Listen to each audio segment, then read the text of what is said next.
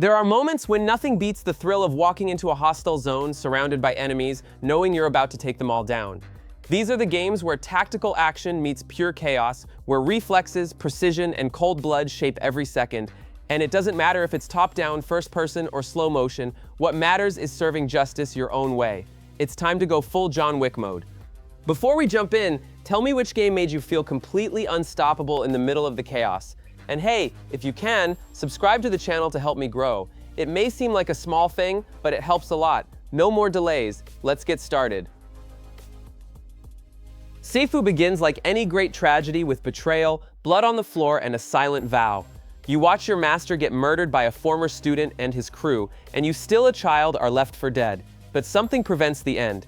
An ancient pendant with a power no one really understands gives you a second chance. But that second chance comes with a curse. Each time you die, you return older, maybe stronger, but closer to the end. With that weight on your back, you swear to hunt them down one by one. The game revolves around 5 targets, each one with their own domain, aesthetics, and twisted logic. You start in filthy streets and end up in surreal places that reflect not just physical space, but the pain and trauma of these enemies. They're not just bosses, they're fragments of a bigger story tied to kung fu philosophy, guilt, ego, and sacrifice. The game doesn't hand anything to you. You have to observe, connect the dots, interpret symbols. That makes everything feel more personal. Combat is a tense showcase of precision and awareness. There are no free combos or button-mashing shortcuts. Every move has to be intentional. If you block, time it right. If you dodge, know your direction. If you strike, hit with perfect timing. And it all happens in tight spaces, filled with obstacles and enemies who swarm and show no mercy. The parry and dodge system demands fast reflexes, but rewards you with that satisfying old-school movie punch, the kind you feel through the controller. But what really hooks you is the concept of time. You begin young, agile, with room for error. When you die, you come back older. That means your attacks get stronger, but your defense gets weaker. And the game never lets you forget that. You're constantly forced to decide, is it worth continuing the level while older and weaker, or should you reset and face the boss in your prime? That question stays with you the entire game, and it's not just gameplay, it's the theme. In Sifu, revenge always has a cost. You wake up in a lockdown facility, no memory, just one thought ringing in your head: someone's gonna pay for this. Trepang II starts in chaos and only escalates. A secret organization is keeping you as some kind of test subject. But you're not just any prisoner. Something's been done to your body, something wrong. You escape, still clueless about who you are, and the world is about to find out what happens when you piss off a monster with a machine gun. The story is intense, but not shallow. Between blown-up hallways, you uncover fragments of a sinister project involving super soldiers, dirty wars, and corporations playing God. There are no long speeches or moral choices, just scattered documents, voice logs, and environments that tell the story themselves. The big question is, who are you, and why are you still standing when anyone else would have been turned to paste? And then there's the combat. Man, forget tactical cover or slow advances. This is door-kicking, bullet-dodging, slow-mo headshot chaos. The gameplay channels the spirit of FER and injects it with wild powers, invisibility, time-slowing, and full-on room-clearing charges. And the best part, it all flows. It doesn't feel like you're using powers, it feels like you are the power. Every mission is a destruction-fueled spectacle. Smash enemies into walls, detonate grenades mid-air, bring entire structures crashing down, and walk away without a scratch. Trepang II isn't about surviving, it's about dominating. This isn't a tactical shooter, it's raw, unfiltered FPS revenge. And when you finish a mission, you don't feel relief. You miss the noise, because here, violence is too beautiful to end quickly. Severed Steel begins with a fall. You wake up on the cold floor of an unnamed facility, no context, and missing your right arm. What looks like the end is just the beginning. You get up, grab a gun with your one good hand, and start climbing. No cutscenes, no dialogue, just a hard-hitting soundtrack as you turn sterile corridors into war zones. The story unfolds through flickering lights, robotic voices, and the system's desperate attempts to stop you. You're Steel, a former agent or just another broken piece the system tossed out. Doesn't matter. The goal is simple: destroy everything. The game looks like a living glitch. Everything pulses, vibrates, reacts to your movement, and movement is the core mechanic. You run on walls, slide under fire, dive through glass, and snatch weapons midair. Each move part of a wild dance. But it's not just for show, it's survival. There's no reload button. Run out of bullets? Throw the gun, steal another, keep moving. The game forces you to push forward, no breaks, no rest. It's a dance where hesitation means death.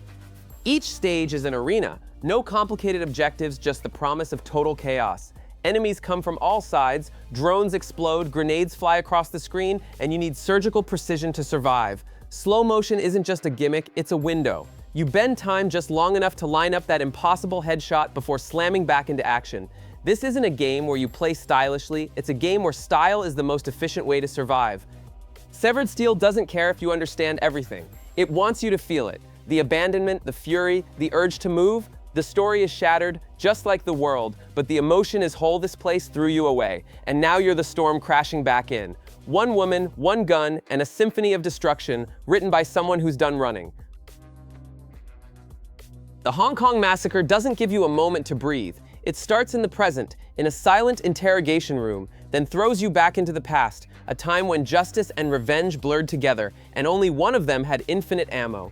You're a former cop who lost everything: your partner, your faith in the system, and now only one thing remains: taking down the mob that swallowed your city. No matter the cost. The story plays out in flashbacks. Every level is a memory. Every memory is a massacre. The camera looks from above, but the violence hits eye level. You break into rooms, kicking doors, diving in slow-mo, emptying clips while bodies fly through splinters and overturn tables. The soundtrack hits hard, and the environments feel dirty. Real posters peeling, smoke in the air, flickering lights. You don't survive the levels. You execute brutal ballets of pixel-perfect timing. Everything ends in seconds and restarts until you get it just right. Gameplay revolves around two things: reflexes and style. You can die from one bullet, so you have to move like you choreographed every step. Slide, leap, shoot midair, use slow motion wisely. When it all clicks, you feel like you're inside a gritty cop thriller, like you're editing the scene live. It's not enough to kill fast. The game wants you to kill beautifully. It judges you by time, precision, and the chaos you cause. The Hong Kong Massacre has no space for redemption, just bullets, smoke, and bodies on the floor. The city stays sick, and you're just another shadow trying to erase another. But as long as there's a bullet in the chamber and rage in your veins, you'll keep coming back, even if it's just to witness one more perfect scene form out of the carnage. This game doesn't want you to think like John Wick. It wants you to be John Wick. There's no room for sloppy improvisation or hiding behind cover. John Wick Hex is all about anticipation, calculation, and acting with the cold precision of someone who already knows what's going to happen before pulling the trigger. The story takes place before the movies, back when he was just the professional, but already carried that legendary aura.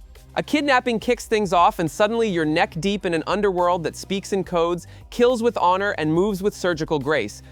What surprises is the format. This isn't a real-time shooter. It's a timeline-based tactics game. You watch actions unfold in seconds, every move costing exact time units, and everything must be planned ahead. It's like crafting a kill choreography, where one wrong step could ruin everything. It might seem cold, but it's not.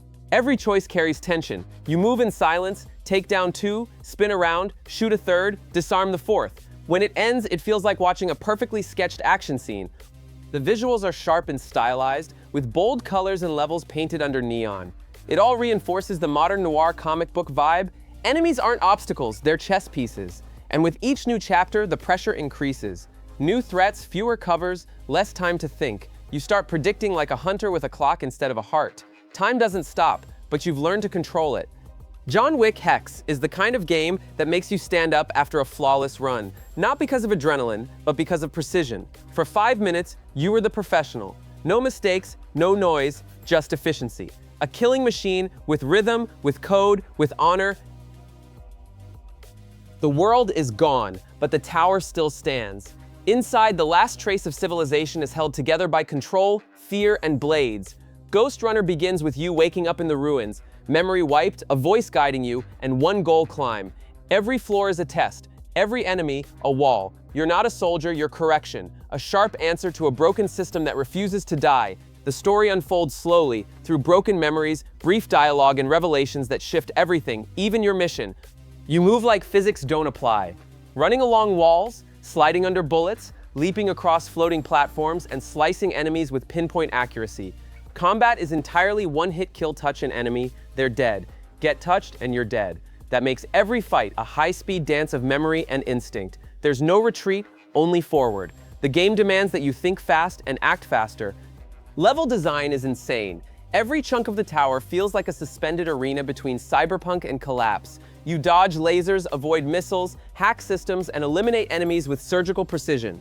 Every new ability gives you a brief taste of invincibility, but the challenge scales up. Nothing comes easy, you'll die dozens of times, and every death teaches you something new. Your controller needs to become part of you. It's the only way to survive. Ghostrunner is about speed and discipline, about turning chaos into order with a single blade. When it all flows, you stop playing and start executing.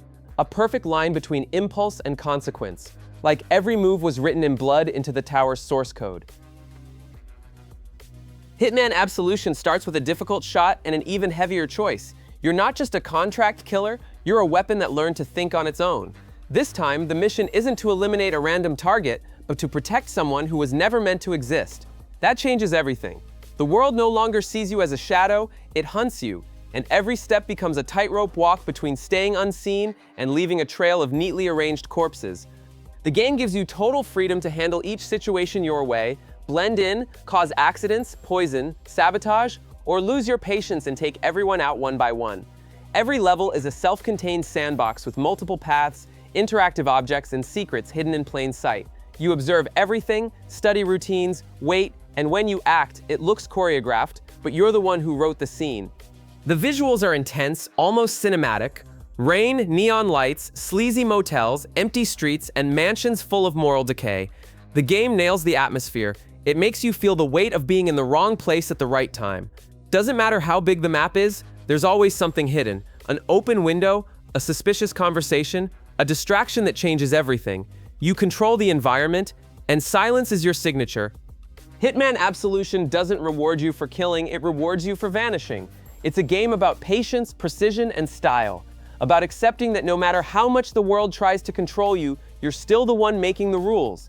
Not for justice, but for efficiency and respect for the contract.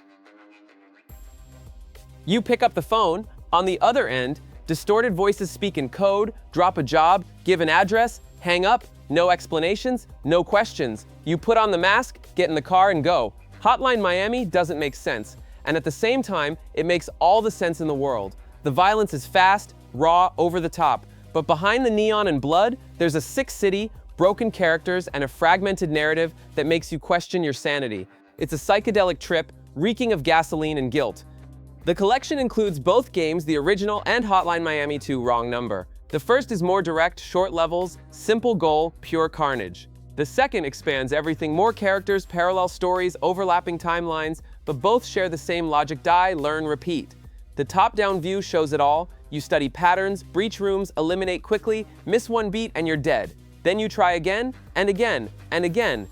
The masks aren't just for style. Each one changes how you play. Faster speed, higher damage, silent kills. It's like choosing what kind of monster you want to be that day. And the soundtrack, it doesn't just accompany the action, it drives it. Every electronic beat pumps your heart, throws you into the chaos. You can't stop.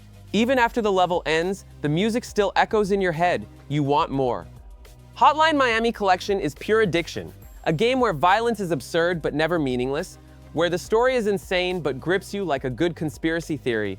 And when you realize it might all be a shared delusion, it's already too late. You've already picked up the phone, you're already in the car, and there's no way to hang up now. Max isn't a cop anymore. He's not a hero. He's nothing. Just a man drowning in pain, pills, and memories that bleed like open wounds. Max Payne 3 opens with him trying to outrun the past through the concrete towers of Brazil. But violence attracts violence. He's hired as a private bodyguard, but everything falls apart fast.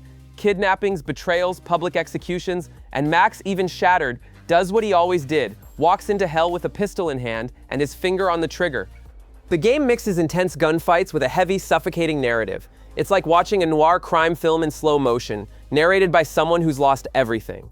The bullet time mechanic still hits hard, dive in slow motion, shoot mid-air, crawl through blood, and still nail a headshot. Every shootout feels personal, dirty, desperate. The game isn't easy, it's not fair, but it stays true to Max's pain. Brazil turns into a stylized war zone: favelas, stadiums, nightclubs, docks. Each place feels alive, noisy, dangerous. Enemies shouting in Portuguese, the urban chaos, the sounds of the city clashing with constant tension, it all creates a unique atmosphere. You feel the weight of every step. Max doesn't run like before, he stumbles, he falls, but he always gets back up. Max Payne 3 is brutal, intense, and straight to the point. It doesn't try to reinvent anything, it just pulls the trigger hard. A story of guilt, anger, of a man who lost everything except his aim. Deep down, Max just wanted peace. But when the world demands war, he answers the only way he knows how, with pain, precision, and another dose of morphine.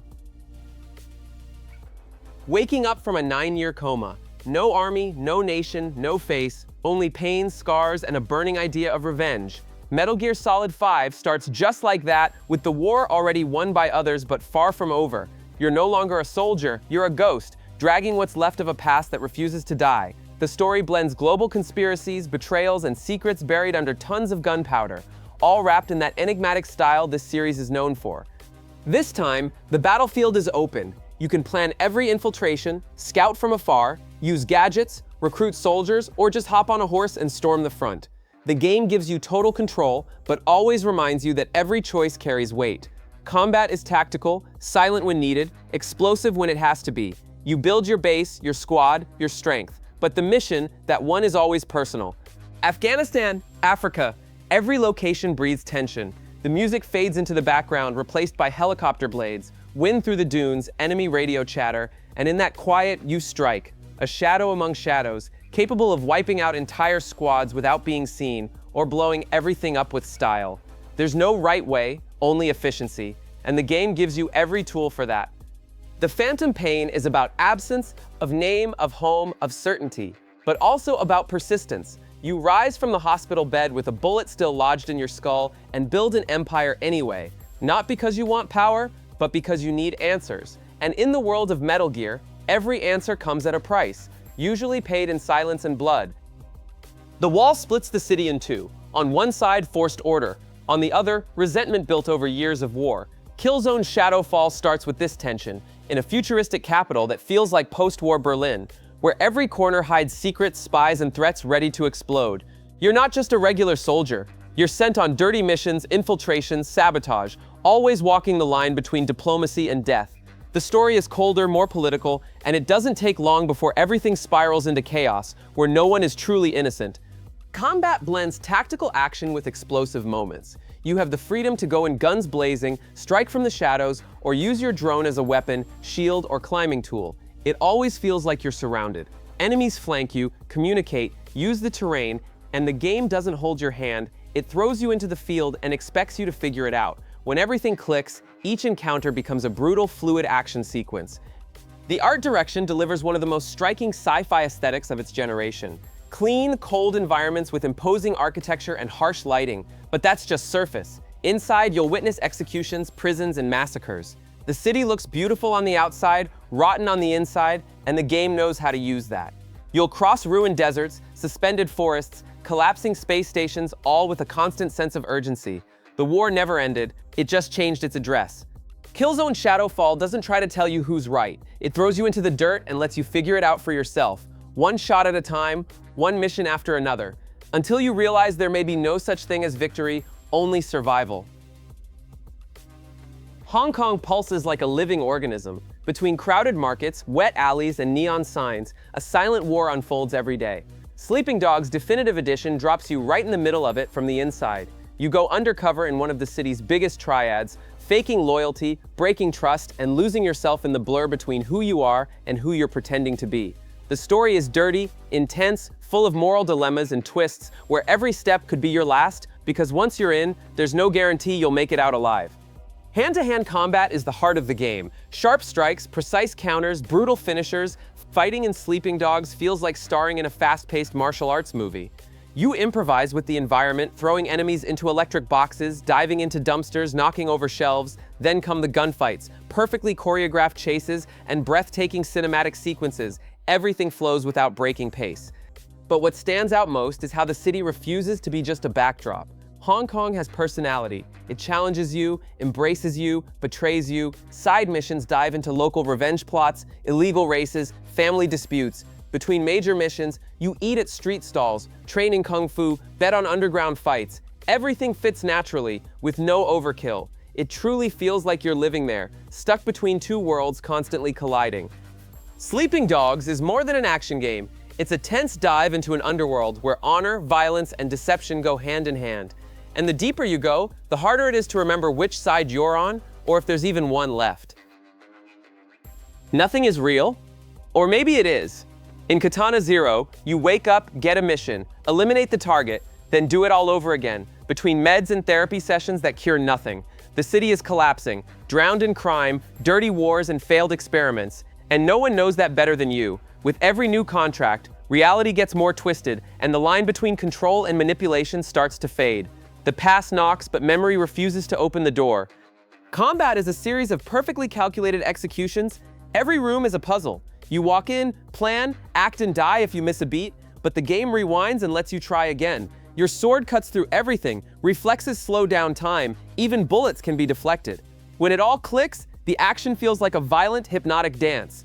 But it's not just for show, it's urgency. You're not fighting to look cool, you're fighting to survive the storm inside your head. The stages are fast, but packed with details, conversations change based on your choices, and silence can speak louder than words. The pixel art is intense, almost aggressive, blown-out colors, flickering lights, pounding soundtrack. The game isn't just trying to impress, it wants to unsettle you, and it succeeds. The fragmented story blends hallucinations, glitches, and dialogues where you might lose control. Literally, you don't always get to choose your lines. You don't always understand what you did. Katana ZERO isn't about being a ninja or seeking revenge. It's about a mental breakdown disguised as a mission, a shattered mind trying to keep the blade sharp.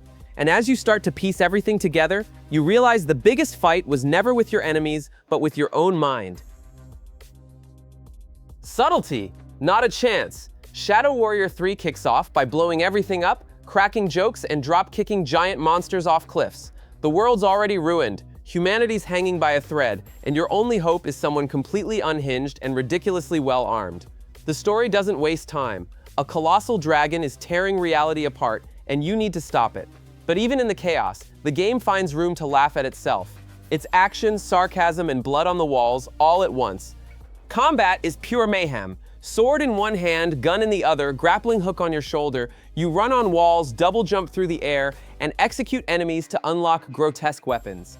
Every room becomes an insane arena of constant movement, no cover, no time to think, just non-stop action, and if you stop, you die. But the game's fair, it rewards reflexes, aggression, and creativity. Using the environment is key. Exploding barrels, spiked traps, repositioning with flair. Nothing is passive here. The visuals are a mix of mystical apocalypse and wild Eastern fever dream. Vivid colors, shattered statues, floating forests, ruined temples under a torn sky. Everything's exaggerated, pulsating, like the world's barely holding itself together through sheer chaos. The soundtrack screams with it. Enemies never stop coming, and the whole thing feels like being trapped inside a mad anime where every minute is a fight for survival with a ton of style. Shadow Warrior 3 doesn't pretend to be serious, it knows it's ridiculous and embraces it. But behind the jokes and carnage, it delivers solid, addictive, and ridiculously fun gameplay. A game made for those who want to turn their brain off, switch to rage mode, and turn everything into a bloody mess with bad jokes included. You wake up in a city rotten to the core. The police lost control, criminals are multiplying, and your city's last hope is you. But no one knows where you came from, not even you. In Midnight Fight Express, you control a former agent or maybe an experiment, guided by an AI that seems to know way too much. The clock is ticking, the entire story unfolds over a single night, but that's more than enough time to break bones, crush gangs, and uncover secrets no one was supposed to know. Combat is raw, blunt, and fast. No fancy combos. It's punches to the face, elbows, kicks to the ribs, brutal finishers on the floor. The game draws from John Wick, The Raid, Hotline Miami. You enter a room and leave when everyone else is down. Use whatever you find, bats, chairs, guns, paint cans, anything. It's fast, top-down, and frantic. The fluidity is insane. It doesn't feel like an indie. It feels like you're directing your own action movie with your bare hands. Even with a simpler visual style, the game builds a living city, full of distinct environments and unique events. Fights on moving trains in packed nightclubs, warehouses, dark alleys, rooftops on fire, and between the beatdowns, pieces of the story unfold, and you realize there's more going on than just brawling. There's a conspiracy, a buried past, and choices that shape your path. Midnight Fight Express is lean, intense, and no nonsense, a game built to beat people up from start to finish, but without dropping the thread of a strong narrative. It's violence with purpose, and when the credits roll, the only urge is to restart and clean up the city all over again, even faster. Everything belongs to the corporation. Your life, your debt, your breath. In the Ascent, the world is a massive techno-monolith where the top feeds off the misery at the bottom. You're just another grunt stuck in a lifetime contract until the megacorp that owns everything suddenly collapses.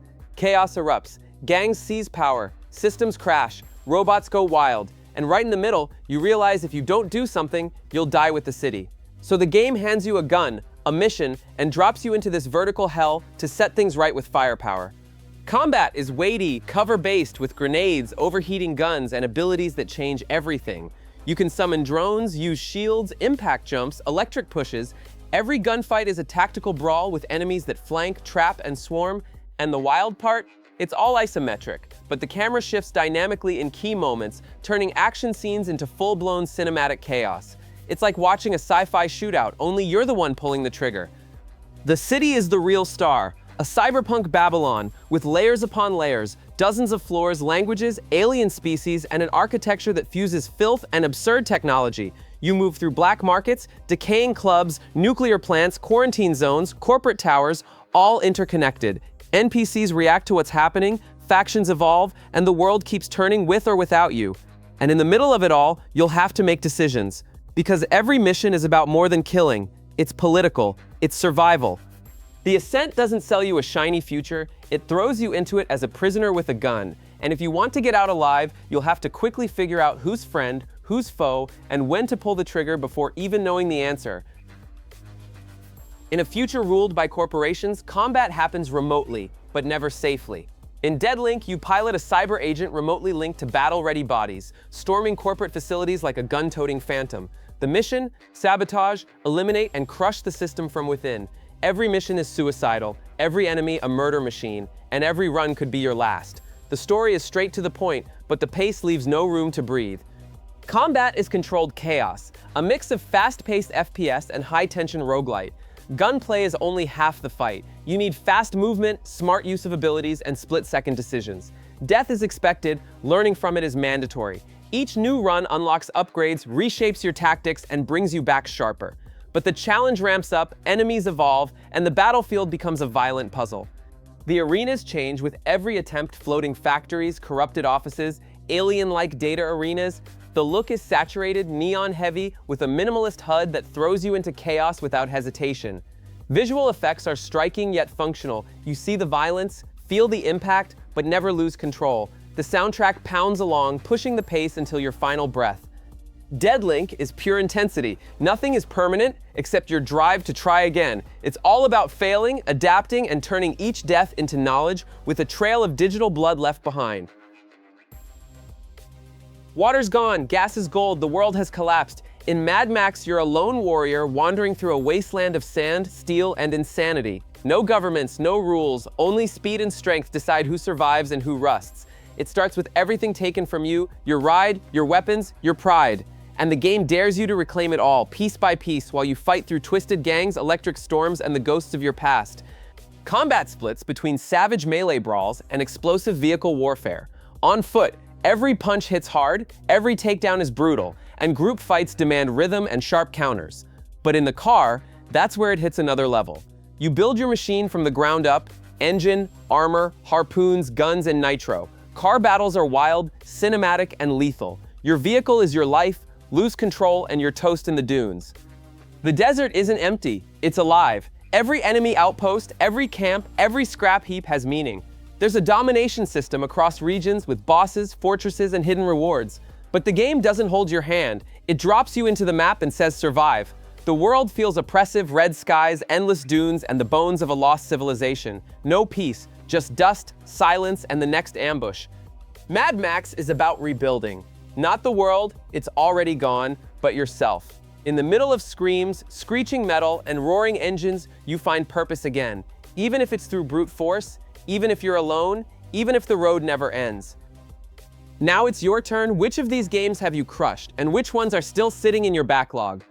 Drop it in the comments. Smash that like button if you enjoyed the video, and don't forget to subscribe so you never miss what's coming next.